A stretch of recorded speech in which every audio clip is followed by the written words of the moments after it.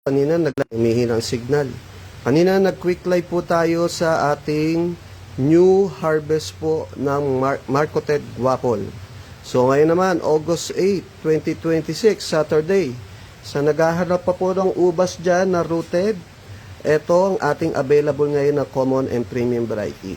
So una, kinuha ko lang ito sa likod. Nahihirapan po tayo mag-video sa likod. Mahina ang signal, tsaka malakas po talaga ang ulan. So kumuha tayo ng mga sample dun sa likod. Ayan, kaya basa-basa pa sila. Ito. Una sa common variety, ganito po ang example natin na rooted ngayon ni Catawba. Ganito po ang mga tubo po ng Catawba natin ngayon, Catawba grapes. Yan, taba nung kanyang ginamit nating cuttings. Yan, nagbukas tayo dito ng ilaw. Sobrang dilim. Talagang hindi maganda ang panahon. Tapos, ang available naman natin sa Brazilian Hybrid. Ito. Ganito na po ang ating mga Brazilian hybrid grapes. Ayan. Brazilian hybrid. Ayan. Pati dito tumubo yung ugat to. Ayan. Okay. And then, sa mga premium variety po natin, ito malaki na, nasa Wirkin pot. Everest. Ayan o. Everest. Everest grapes. Ayan. Ito yung mga quality na berries. So, ganyan na siya kalaki, kalago. Muli po, ang presyohan po natin ay depende sa ages nila, sa procedure kung paano tinanim, and then kung ano pong klaseng variety sila. No, ganun po ang sistema ng presyohan natin. And the next, Venus Seedless. Ito po si Venus Seedless sa Wilkin pot din. Yan, ganyan na siya kalaki. Meron dahon niya. Yan. Next, premium variety natin ay si Gift Nadiskaya ba to? Ano ba? Ayan, si Nadisha, Gift of Nadisha. Oh. Ayan. Ewan ko kung tama yung pag-aalala ko dito sa word niya, Nadiskaya ata ito, Nadisha. Ayan, Gift of Nadisha natin. Ayan, ganyan na siya kalaki. Mga premium variety to. Ayan, laki na niya. Para na siyang 5 feet.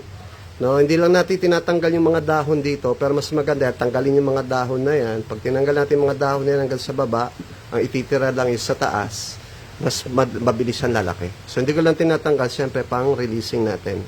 Pero once na hindi natin ito ma-release, idadagdag na natin ito sa ating collection sa likod, sa ating munting ubasan. And meron din tayong Joy Seedless. Ito ang ating Joy Seedless. Ang ganda ng Joy Seedless din natin. Joy Seedless. Available po yan. Ganito na po yung ating mga Joy Seedless. Tapos, mayroon tayo na sa Wilkin pots din. Ayan Yan, kailangan din tanggalin yan. Soon tatanggalin ko na rin po yung mga nagsulputan na yan. Ayan, malaki na to. Marcoted po ito ng tinanim. Yan, mga nasa 6 feet na siya, Baikonur. Baikonur grapes na. Tatanggalin ko na yan soon yung mga dahon na yan. Titira lang natin yung sa taas para lalo siyang lumaki. So, kagandahan dito kay Baikonur, yung main trunk niya, hindi na kayo magpapalaki, magpapataba.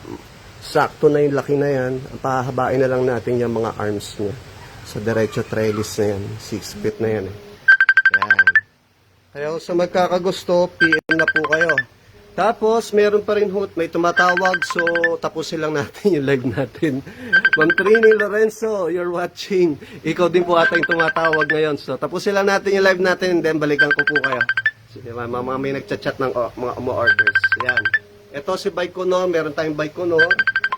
Ayan, kung nakakagusto, mga yun. Si Midnight Beauty. Yan, mga Midnight Beauty yan. So, yun lang po ang ating quick live for today for available rooted na grapes variety na ipang-releasing natin today. Kaya sa magkakagusto, PM na po kayo. Ayan, merong Midnight Beauty, Everest, Venus Seedless, Gift of Nadisha, Baikonur, Joy Seedless, Catawba, and Brazilian Hybrid. Soon, ayun, baka pwede na siguro yon si Fate Seedless, ay nasa sulok. Teka, nahirapan akong medyo lumakad pa ngayon at yan. Yan. Kung magugustuhan po ninyo. Tapos ito, malilit pa ibang Baikonur, pero may malaki tayong Baikonur na ganito ang size. At meron tayong 6 feet. So, ilan po, PM lang po kayo sa magkakagusto, nationwide delivery. Thank you.